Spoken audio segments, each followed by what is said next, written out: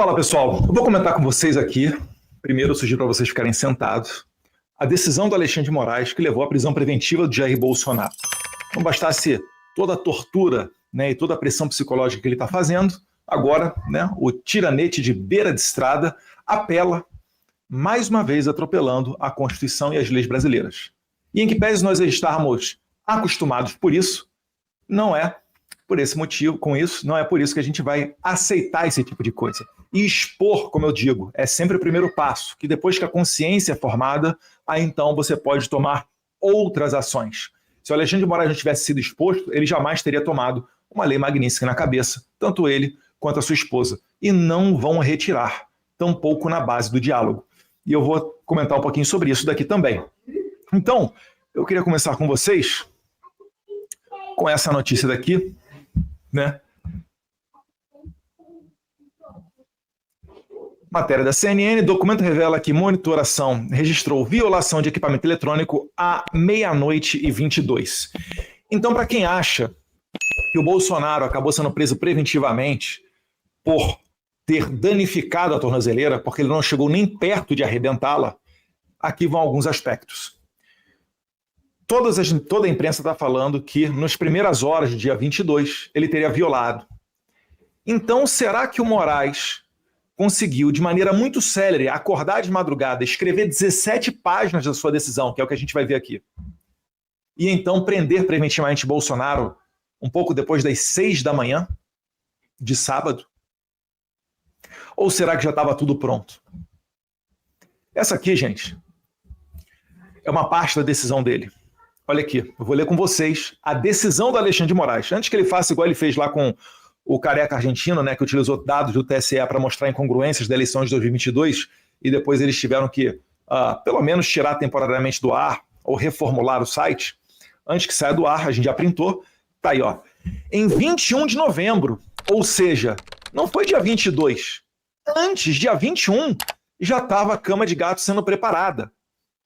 Em 21 de novembro, a autoridade policial representou pela reapreciação dos fundamentos da medida cautelar anteriormente pleiteada nesta petição 14.129, para, abre aspas, que a prisão domiciliar atualmente deferida seja substituída pelo recolhimento cautelar imediato. Ou seja, dia 21, o Moraes já estava juntando, né, argumentos ou justificativas para pegar Bolsonaro da sua casa e enviá-lo para um presídio comum ou para a superintendência da PF. E ele segue aqui, né, na parte grifada em vermelho, na superintendência da Polícia Federal, no Distrito Federal, local seguro e controlado, nos poucos dias que restam até o trânsito em julgado. Ou seja, o Moraes, ao contrário de que diz a lei, que o início, né, a execução da pena, ela só deva começar após o trânsito em julgado, porque quando ainda cabe recurso, não há o trânsito em julgado. Para que vocês me entendam, trânsito em julgado é uma palavrinha utilizada no meio do direito, né, dos advogados, dos juízes, para dizer que não cabe mais recurso. Então aqui o Moraes está admitindo o quê? Que há recurso, e se há recurso, há a chance de reverter a condenação. Mas Moraes se precipita e atropela o princípio de presunção de inocência até o trânsito em julgado e manda Bolsonaro para uma prisão preventiva. Então veja, no dia anterior, Moraes já estava deixando a cama de gato toda preparada. E outro argumento que pode nos levar a essa conclusão é a histeria do psicopata com relação ao dia 22.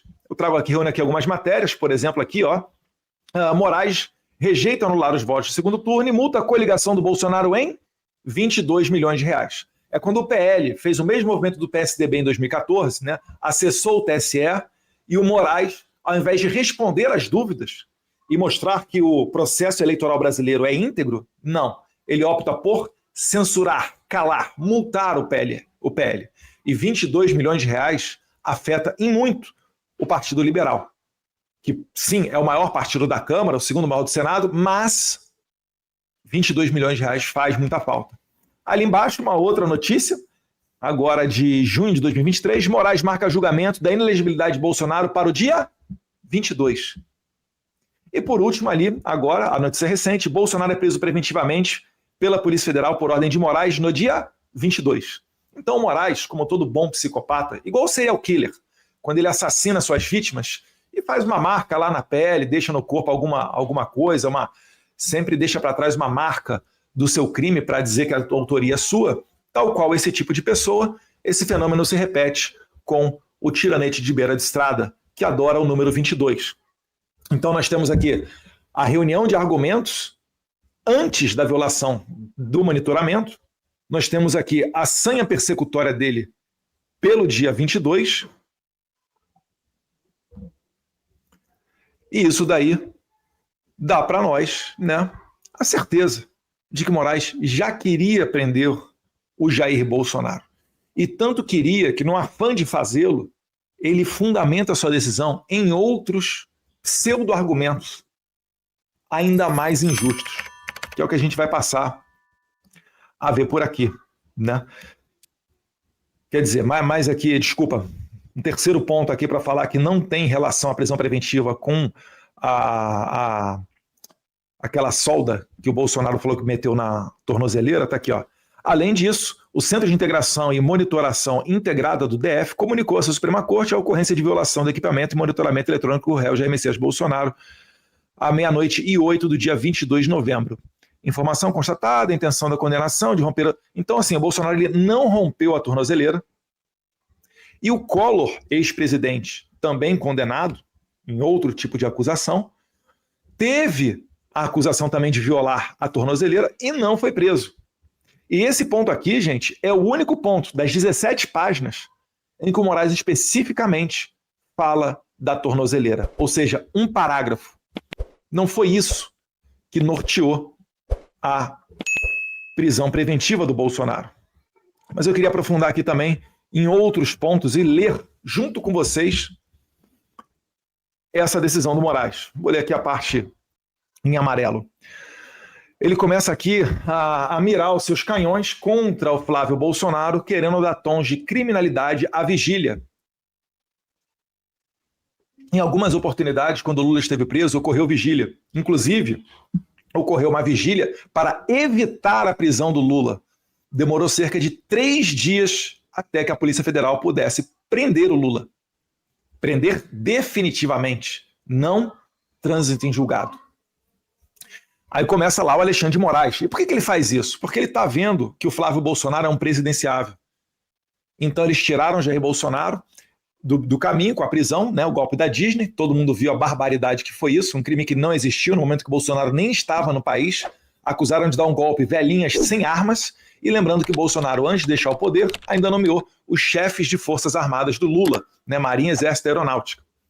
Temos ali o senador da República, o Flávio Bolsonaro, faz uso do mesmo modus operandi. Olha como é que é importante a linguagem, que ele já vai incutindo na sua cabeça que trata-se de uma organização criminosa. Ele não vai falar isso do Oruan, filho do Marcinho VP, mas ele vai falar isso aqui do Flávio Bolsonaro, filho do Jair Bolsonaro. O senador da República faz uso do mesmo modus operandi empregado pela organização criminosa que tentou um golpe de Estado no ano de 2022. Ou seja, chamar Virgília agora se tornou ato golpista. Utilizando a metodologia da milícia digital para disseminar por múltiplos canais mensagens de ataque e ódio contra as instituições. Moraes está aqui querendo meter medo em você, tia do Zap, em você que é patriota, você que gosta de ir às ruas. Por quê? Porque se uma vigília é transformada em crime, qualquer coisa pode ser transformada em crime. E detalhe, a convocação dessa vigília não era na beira, na porta do condomínio de Jair Bolsonaro, igual já fizeram os manifestantes do Lula. Era numa rotatória no Jardim Botânico, no mesmo bairro, mas não na porta e nem pertinho da casa do Bolsonaro. Lá embaixo, o tiranete de beira de estrada continua. Os elementos informativos apresentados evidenciam a possibilidade concreta que a vigília... Qual possibilidade concreta? Diga-me, qual é o nexo causal que conecta a vigília à possibilidade de fuga do Bolsonaro? Porque é o seguinte, se o Bolsonaro violou a tornozeleira do dia 21 para o dia 22, Como é que uma vigília convocada para a noite do dia 22 poderia ser utilizada como artifício para a fuga de Bolsonaro? Porque nem no mesmo momento da vigília ocorreu o rompimento da tornozeleira.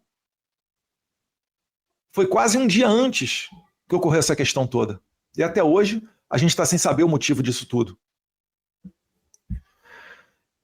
Elementos informativos apresentados evidenciam a possibilidade concreta de que a vigília convocada ganhe grande dimensão.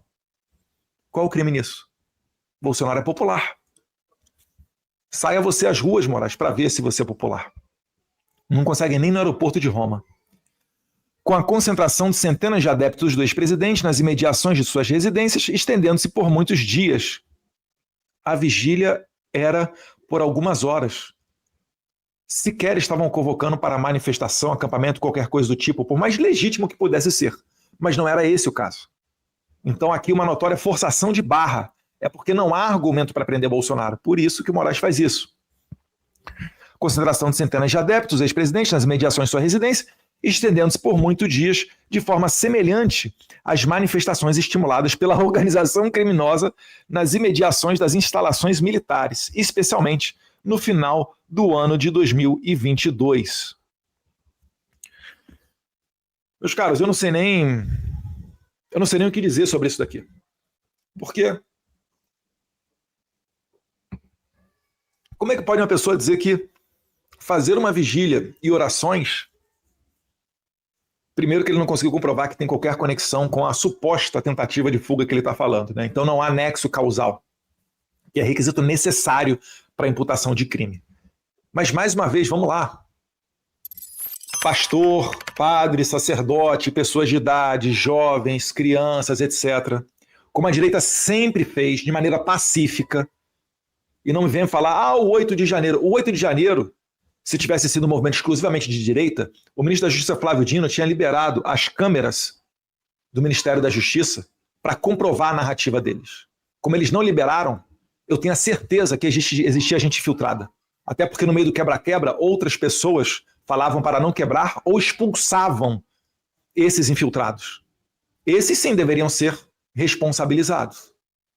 Mas não, o que fizeram? Acusação genérica, colocou todo mundo no envelope e tacou para dentro da cadeia. 14, 15, 16, 17 anos de condenação. Moraes ainda vai pagar muito caro por essa atrocidade que ele está fazendo. As vidas e as famílias que ele está destruindo. Deus quiser, essa semana vai ser uma grande semana. Eu vou ficar quieto. Ademais, considerando as técnicas empregadas por integrantes da organização criminosa, o tumulto nos arredores da residência do condenado poderá criar um ambiente propício para a sua fuga. Como é que o Bolsonaro vai fugir com 71 anos de idade? Acabou de sair de um câncer. O cara não para de soluçar. Vira e mexe está parando no hospital. Passou por 7 grandes cirurgias. Tem câmera apontada com sensor de movimento para a porta da casa dele. Policiais ao redor. Agora a gente está vendo até drone. Como é que vai conseguir fazer uma fuga? Me explica isso. Eu estou tentando imaginar aqui, sei lá, um helicóptero pousando, descendo um pessoal de rapel aí altamente especializado. Aí o Bolsonaro de 71 anos vai lá e faz um exercício militar com a corda, sobe de rapel lá no... Sobe de rapel não, né? Escala para o helicóptero. É difícil conseguir imaginar essas coisas, porque é ridícula essa acusação. Então o que o Moraes está fazendo aqui? Ele está tentando dragar o Flávio Bolsonaro para dentro do problema, porque foi isso que ele fez comigo. Quando meu pai foi colocado a tornozeleira nele, né, a prisão domiciliar e a queda das redes sociais, a censura, isso foi no meu inquérito. Lembra que o Lindbergh abriu, pediu para abrir, foi abrir. Olha só que bizarro. O líder do PT pede e o Moraes e o PGR atendem. Ele abre o inquérito contra mim, pede meu passaporte, dá 5 dias para o PGR responder. O PGR demora 18 dias, não responde. No 18º dia eu falo, vou me exilar aqui porque esses caras vão pegar meu passaporte, depois vão me prender. Aí o Moraes, para não me dar o rótulo de perseguido, o que ele faz? Arquiva o processo. Depois, mais para frente, em maio, o Marco Rubio, numa oitiva no Congresso americano, responde ao deputado Corey Mills que sim, está estudando aplicar Magnitsky no Moraes. Aí o que o Moraes faz? Reabre o inquérito, que ele havia arquivado, ele reabre para dizer, não acho que o meu arquivamento de inquérito que ele é definitivo não, posso reabrir. Aí ele reabre o inquérito do Lindinho e aí ele começa a me acusar de crimes que ultrapassam 20 anos de prisão. Ao final, ele denuncia eu e o Paulo Figueiredo, né? Coloca lá o crime de coação. Ele retira a tentativa de golpe de Estado, ele retira ali a incitação de guerra. Olha pelo que eu fui acusado, de incitar a guerra, como se tivesse poderes sobre o presidente norte-americano, já Trump, invade o Brasil. Mas o que eles estão vendo? Eles estão antevendo o que está acontecendo com a Venezuela e já estão acusando o golpe. Por quê? Porque todos eles são do Foro de São Paulo, todos eles lidam com cocaína, todos eles têm cashback do tráfico de drogas. Olha a delação do Hugo Carvajal. Sabe quem é que aconselhou as Farc a virar partido político? O Lula. 2008, se não me engano. Sabe quem é que virou partido político também? O Hezbollah lá no Líbano. Olha o modus operandi, como é que é o mesmo dessas organizações. Então eles sempre pensam que pode ocorrer de pior, tentam antever. E aí eles me acusaram desse negócio aí de incitação a uma invasão do território brasileiro. Até também para servir, né, para a narrativa do Lula de soberania. Tem idiota que cai nisso. Né? Soberania para quem? Para quê? Para exercer autoridade sobre velhinhas para mandá-las para a cadeia? Porque o Lula não respeita essa soberania. Quando ele vai na Argentina, ele grita Kirchner livre. Critica a decisão do judiciário do mundo inteiro. Ele próprio, né, desrespeitou a STF várias vezes, junto com seu advogado Zanin, falando que foi golpe, etc. Então, só para dar essa pitada, né, esse rescaldo aqui na memória do pessoal, até perdi o fio da meada, mas vamos voltar a ler aqui que vai voltar. Ademais, considerando as técnicas empregadas por integrantes da organização criminosa, o tumulto nos arredores da residência do condenado poderá criar um ambiente propício para sua fuga, frustrando a aplicação da lei penal. Então ele acha que é seguir, poderá, quem sabe, etc. Aí ele utiliza o meu caso, retomando, ele utilizou o meu caso para me condenar por coação. Em que pese ser impossível eu praticar esse crime, porque eu não tenho um meio ilícito à minha disposição. A Magnitsky não é meio ilícito, é meio lícito dos Estados Unidos. E não invade a soberania brasileira. Os Estados Unidos só falam o seguinte, quer entrar aqui no mercado americano? Tem que respeitar essa lista de bloqueados. Se você, empresa, faz relação com esses bloqueados aqui, como o Moraes e a Vivi, você não pode acessar o mercado americano. Só isso. Não tem invasão nenhuma no território brasileiro, pode fazer o que quiser. Eu só lembro que aqueles que apoiam o sancionado estão correndo o risco de irem sob a mesma pena.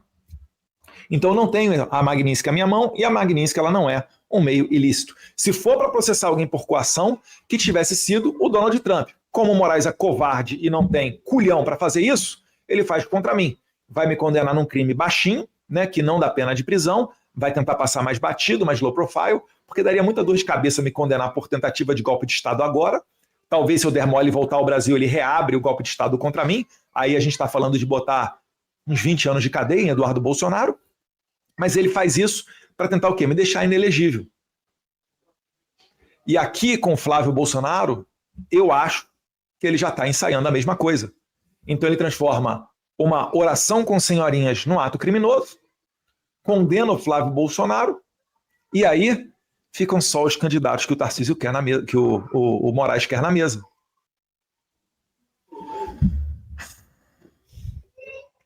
Conforme já exposto ao longo da investigação que tramitou nos autos da PET 12.100, a organização criminosa elaborou um plano utilizando técnicas militares. Vocês viram as técnicas militares utilizadas pela organização criminosa? Velhinhas com faixa verde e amarela na cabeça? Bíblias com passagens militares embaixo do braço? Uou!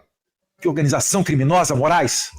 Se você falar isso aqui para um russo, o cara vai dar risada na tua cara. Com o objetivo de garantir a fuga de Jair Bolsonaro. Aonde está esse objetivo? Aonde está, Moraes? O nexo causal da vigília com a fuga do Bolsonaro? Onde é que está a fuga do Bolsonaro? É, de novo, uma minuta de golpe que não existe. É a viagem do Felipe Martins para os Estados Unidos que não existiu, a reunião que ele participou, e os testemunhas falam que ele não participou. General Freire Gomes falou, você nem quer Felipe Martins, não esteve na reunião. Ah, não, mas o Felipe Martins, não... Dane-se a realidade, vamos criar uma narrativa e vamos encarcerar todo mundo.